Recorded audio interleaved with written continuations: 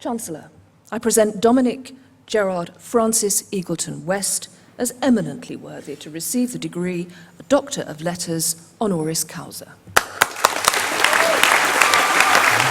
It's always a big deal for me coming home because I grew up here and I try to get here as much as I can, and I've done 3 plays at the Crucible, so I like coming here as much as I can, and it always feels great to come home, as it does to anyone. And coming to this university, particularly because a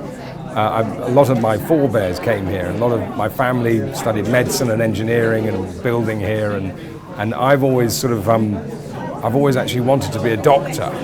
and today I am one. Yeah. My mum was in an amateur theatre company called Theatre Focus, and they used to do their plays at the University Drama Studio, and I've got 6 brothers and sisters, and we used to be brought in to do crowd scenes, and they did big plays, big Shakespeare plays, so they needed a lot of crowd scenes, and then I was in a lot of those, and then when I was 9 I did a play called The Winslow Boy at the University Drama Studio, and I'll never forget it. I knew it was the time I realised that was something I wanted to do, and that I had an ability for it, and that really got me going on acting. So I have the university to thank for that. I find people from Sheffield much funnier and warmer than from anywhere else, and also there's the history of this great town that my family's been involved in for many generations, and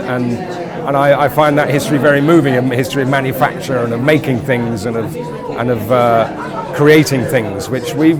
aren't so good at anymore. You know, we've given a lot of that away to China, and I'm glad to hear from the Vice Chancellor that it's coming back here and we're starting to make stuff again, and I think this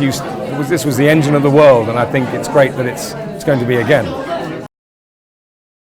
Really, everyone knows me because of The Wire, and that was a great time of my life. I did 5 years in Baltimore, which is a town quite like Sheffield, in fact. There's an industrial town and a steel city,